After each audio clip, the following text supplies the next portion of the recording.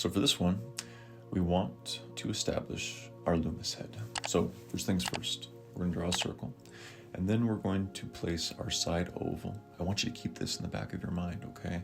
When you're placing it, the top of that oval needs to align roughly with where the hair is going to sit, and the bottom of that oval needs to align roughly with where that nose is going to sit, the bottom of it, okay? Then we're going to place our vertical axis line, and then our horizontal axis line.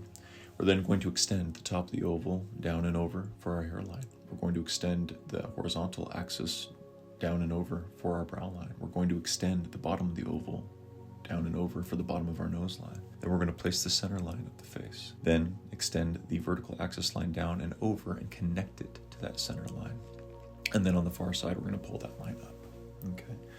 And then after that, we're going to erase this part of the initial circle.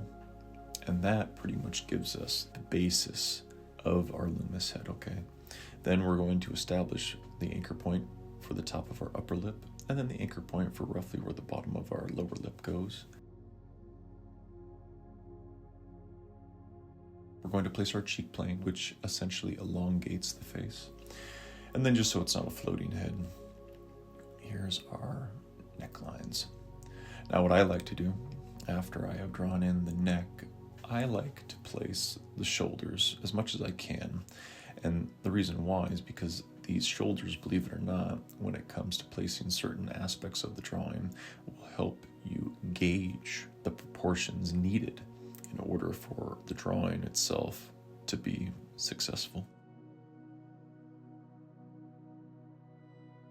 Yeah, we got like some stitching here. And then we kind of just pull this down. This is the beginnings of the shoulder.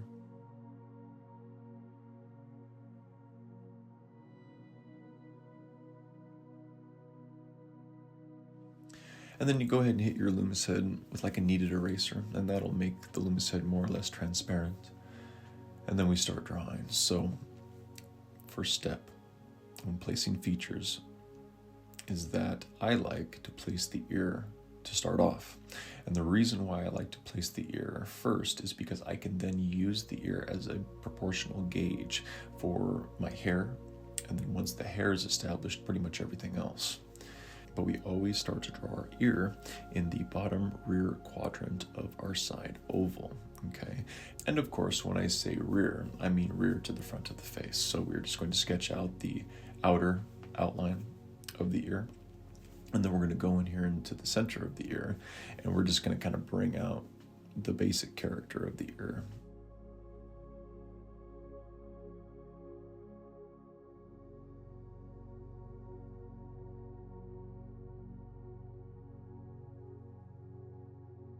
Yeah, something just like that. So now that I have the ear, if you look at the reference photo, notice how the back of that head comes right next to the back of the ear. So this is what I was talking about with proportional gauging. Just pull this up to roughly, roughly right about here. And then I like to extend off the front, right?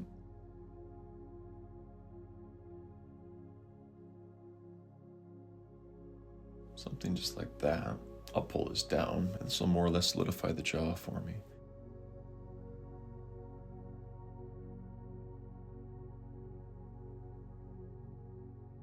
And then I have the sideburn here. And now, using the ear, I'm going to pull this out right about there, and then I'm going to pull up, because I've already pulled it over enough, and then use that Loomis head. So right about here, where this hairline is for the underlying Loomis head, that is where I want to thicken up and solidify the edge of the subject's hair here. And it kind of comes down, and then it kind of loops back up.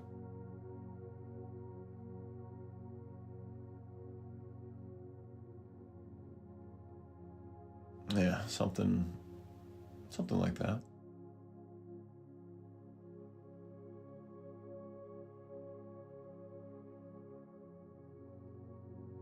And when you're drawing hair, if you enjoyed this method, then I would recommend just focus on the outer edge of the hair, okay? Do the outer edge, and then you can always go back in and start to add your segments and beef up the structure of the hair, right? And bring out kind of that volume, if you will.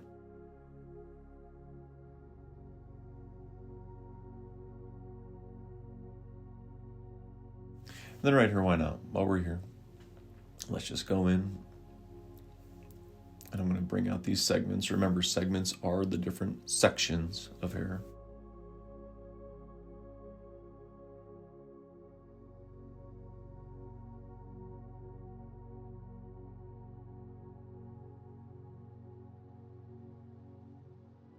And then obviously as his hair gets shorter, there's less and less emphasis on the segments because there's no real clumps of hair on short hair, right? It's just kind of there.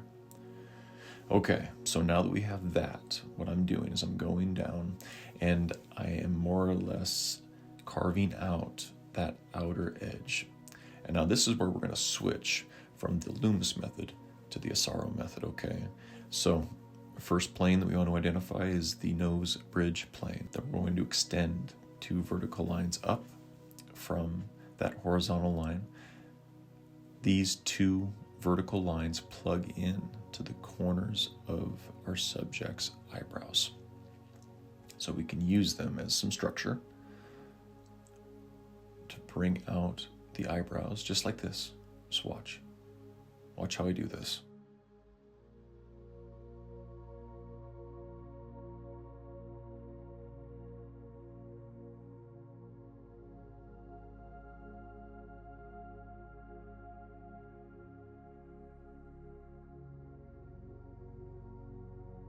See, just pull that line down and over, and then I bring this one parallel, and then I bring it down, and I roughly connect it. And that's just it.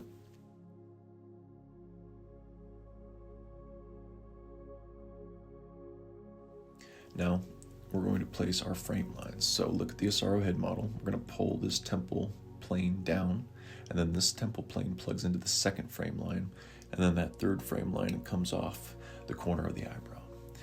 Once we have these frame lines placed and we're happy with them, we can then connect each one, and that will give us that upper eyelid. Okay. Yeah, something just like this. The subject is looking down, so you can't really see. His eyes are open, but it's hard to make out in this angle. Remember, this is just a sketch, but okay, now for the nose, kind of like how we built the eyes from the top down, we want to build the nose from the bottom up. So we're going to draw a line right here on the nose line. I'm going to pull up and over. Refer to the Asaro head model so that you can start to kind of see what we're trying to accomplish here. I'm actually going to extend this part of the ridge of the nose up and connect it, just because it just kind of helps me visualize it a little more. And then we want to bring out this bottom plane, okay?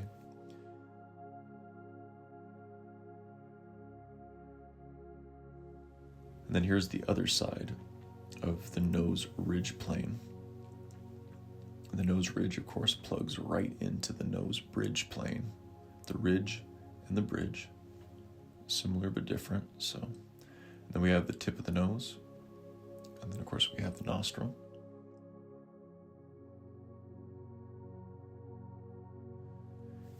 And then we have the slope plane. Now remember, the slope plane is right next to the ridge plane, so kind of like a mountain. There's the ridge of the mountain, which is the top, and then it slopes down to the river valleys. And then here I'm going to extend 2 vertical lines down from the bottom of the nose, and this is to signify my philtrum. The philtrum plugs into the cupid's bow of the upper lip, which the cupid's bow is the top center section of the upper lip. The reason why they call it that is because the center of the upper lip actually looks like the top of a heart. And then right here, I'm just going to identify the corners of the mouth, and then we're going to extend these lines over and plug them in to the cupid's bow. And that will give us our upper lip. And then right about here is where the bottom of that lower lip is, and we're going to extend this line up, but we're not going to connect it, okay? Not on the side closest to us. On the far side, it doesn't really matter because you can't see it. And then we're going to place our Asaro planes on the upper and the lower lip. Remember, we're splitting that upper lip into 2 planes, and then we're splitting the bottom lip into 3 planes. You just can't see the third plane because it's on the far side of the face with the nature of this angle. But then here we're going to go through, we're going to thicken up this line quality on the subject's chin. This will simultaneously give us a heavier line weight, right? More saturation. And then he also has some facial hair. His beard is very short, so more like stubble. And so we want to start to bring that out as well. But I don't want to put too much emphasis on the facial hair in this one. I want to focus more on the Asaro planes. But with facial hair, I find that sometimes that's hard to do, especially if they have a very long beard. Then the face is essentially covered. But if you want, it's your sketch. You can sketch in any guidelines that you will. But we're going to start from the corner of the mouth here. So we're just going to pull this up. And then we are going to draw a line right here. Okay, so this is going to plug into the corner of the nose. We are referring to our Asaro head model here for this. Lean into that. Don't feel silly if you don't know these planes by heart yet. You will. You draw enough of them and you will. You won't even need your Asaro head model anymore when the time comes. But just like this, I kind of want to just sketch these lines in here because what I'm doing is I'm giving myself more structure. I am framing the underlying form of this specific subject, which if you're a painter or if you're like a charcoal artist, or maybe you're sketching something in graphite, you don't have to sketch these planes out verbatim like this if you already are aware of them. Like maybe you're a slightly more developed and accomplished artist, you're not going to need these. But if you're starting out, it is very, very important to sketch these planes in just so that you understand them, okay?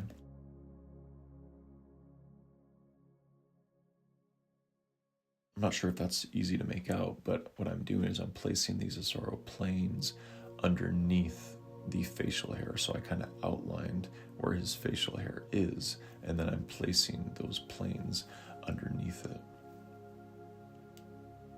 But this is like the cheekbone and whatnot. Something just like that.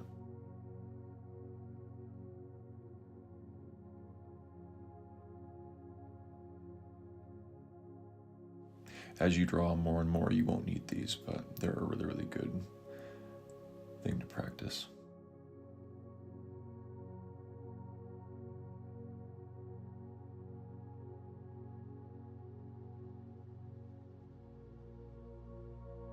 But then we're just going to extend this plane down, something just like that, right? And that's the wonderful thing about the Asaro method, is that it is extremely adaptable by its very nature, in that you don't have to put every single Asaro plane that you see on your subject. You don't.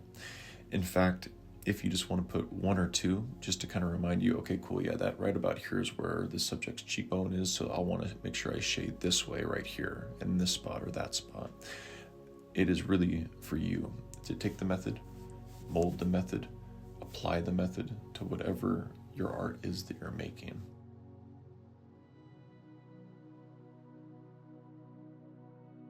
John Asaro did that intentionally so that his method could be as adaptable as possible and reach the widest range of artists that he could.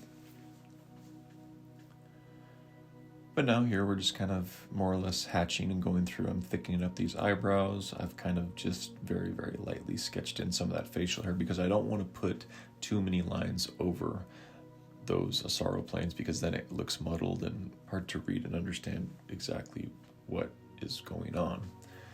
But now, essentially going into the last couple minutes of this one, it's just detail work. So kind of like I've mentioned in other tutorials, when you're hatching like this with your pencil, just every line, every strike, make it intentional. Appreciate every single strike. And that way, when you step back and look at it, it'll flow the way that you want it to flow.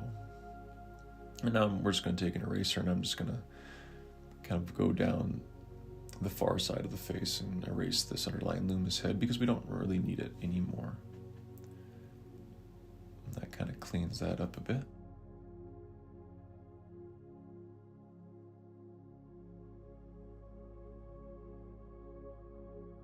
And then here, I'm just going to add a little bit more detail to the mustache. But yeah, I hope that you guys are starting to see that it doesn't really matter what kind of portrait you're sketching. You can take the Loomis head and the Asaro head and you can fuse them together and give yourself the best possible chance for success as far as drawing your proportions. Now, the trick with this, just like most visual arts, is that it's all about repetition. Okay, when you think about being an artist, I want you to think about your portfolio and think about the scale of it, right? The volume of it. How much work do you actually have in a given area? Because the more work you have, right, the greater that body of work is, the more energy, the more time, the more focus you can showcase. And what that does inherently with your talents and with your skill set is it sharpens them and it elevates them to a level above your contemporaries. So if you're just starting out and you're maybe watching me sketch these out and you're getting frustrated, just take a break. Maybe go for a walk, maybe read a book, maybe take an entire day off if need be, but always come back to it. And then that way, when you come back to it, you have a fresh take, fresh look, you feel better, because the energy that you feel inside yourself, whether that be frustration or happiness, that translates onto the paper and into the artwork itself. A lot of people will call that pseudoscience or whatever. Trust me, it's real and it's noticeable. Kind of like when you're having a bad day and you walk into a room, and everyone's vibing, saying, oh man, I got bad vibes from that person, right? It's in the same realm, okay?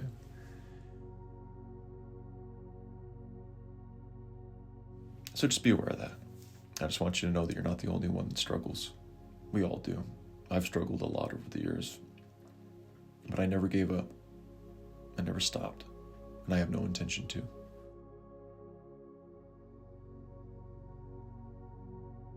Stay happy, stay healthy, and remember, never stop drawing.